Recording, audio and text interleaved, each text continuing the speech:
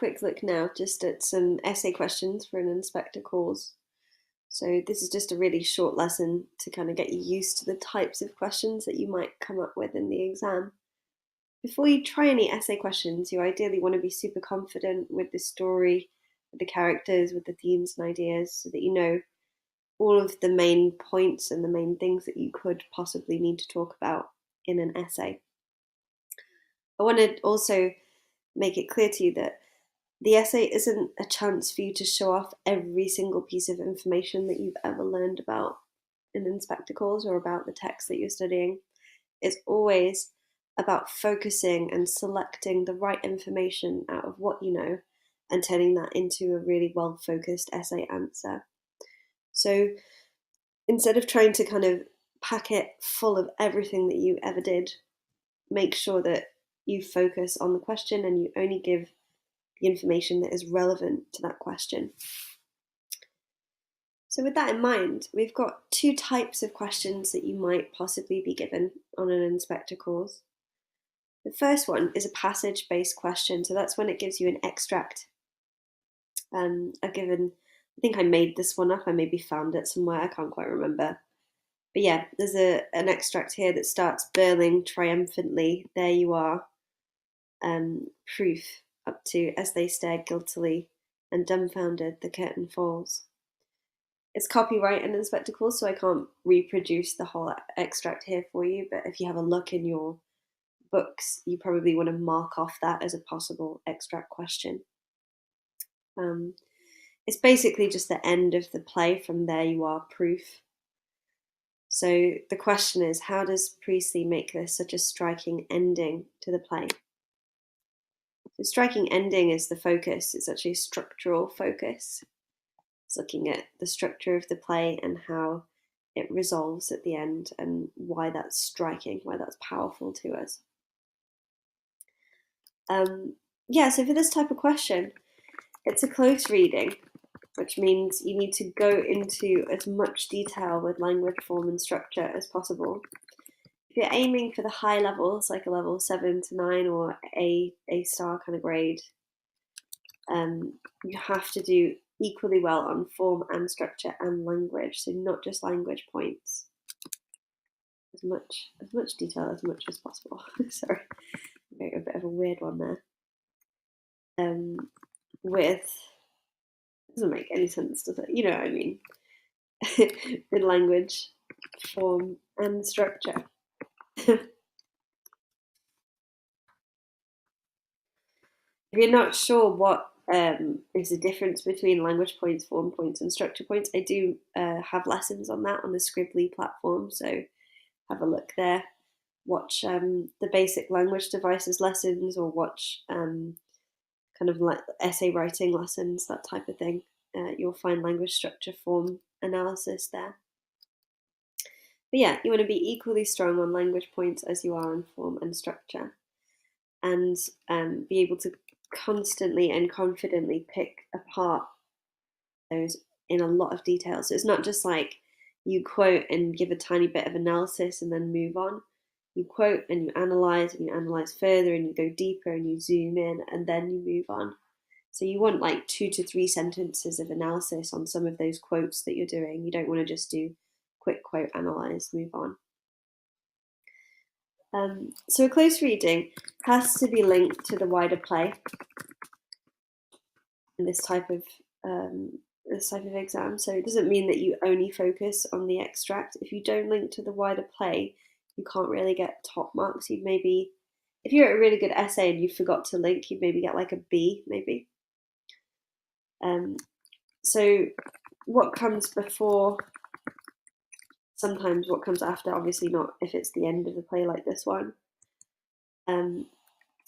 You ideally want short quotes to prove what comes before and comes after, if relevant. The short quotes, things like 1 to 4, 1 to 5 words, a couple of those will really help you feel like in your essay you properly understood the play. So even with a close reading, don't just kind of get really confident and think, oh, I don't need to memorize quotes.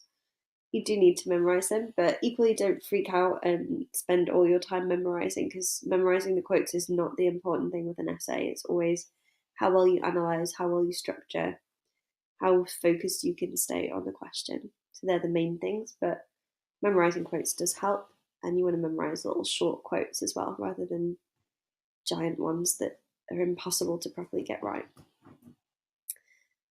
Yeah, so that's an extract question, passage-based question. The other type of question you'd get is a whole text question. So that's just about the whole play.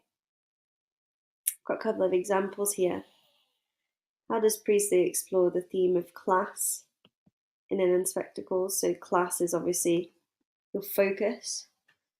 Sometimes they give you bullet points. So the ideas about class in An Inspector Calls, how Priestley presents these ideas by the ways he writes. So if you get bullet points, this is the same for any exam in any subject, make sure to cover them, and cover them equally, because usually the mark scheme will reflect that you've covered those bullet points equally. So they are guidelines, but they're kind of meant to be followed. It's sort of what they want you to do. So don't just read the first bit of the question and ignore the bullet points. Always follow them. If you don't have equal focus on them, that might drop you a little bit of marks as well. So you want to make sure you can focus equally on bullet points if you get them in an essay question. Stay focused on the theme or idea, but also show knowledge of several different key moments in the play or in the text. If you talk about class and everything you say about class is to do with the opening or the beginning or Act 1 of An Inspector Calls, it feels like you've not learnt the whole thing. So when you give evidence and you have quotes and you're talking about moments that relate to this theme, they have to be a widespread across the whole story. They can't just be from one little section, because otherwise it feels like you're quite limited in your knowledge.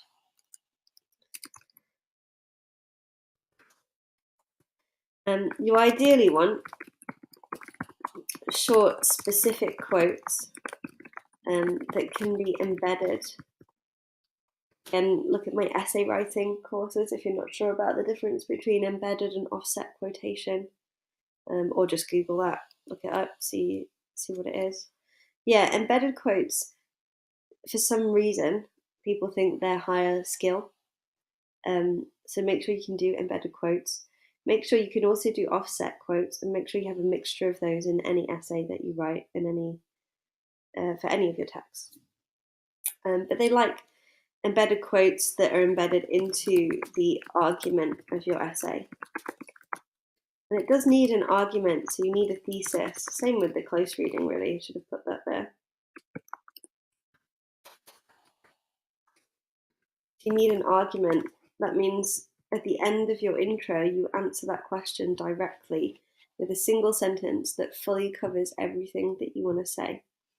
Again, if you're not sure about that, look at my basic essay writing courses, or just Google how to write a thesis. Most people struggle with that, so don't worry if you find it hard. That is, almost everyone will say that's the hardest part of essay structuring, essay writing.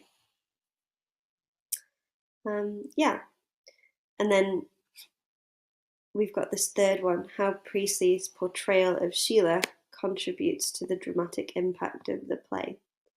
So the portrayal of Sheila is the focus. So in this one we have a theme focus, class.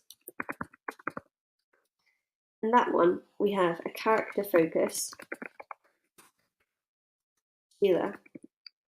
But the approach is the same. To stay focused on the theme or idea, show knowledge of different moments, you need a thesis. Exactly the same. So yeah, this was just a bit of a whirlwind introduction to essay questions. In the rest of my Inspector Calls course, there's loads more on practicing essays, how to plan questions, how to actually write. There's some example high grade answers in there, so have a look at all of that if you found this lesson useful. But yeah, thanks for listening. Hopefully that helped you. Sorry, it was a really quick one today, and I'll see you guys soon.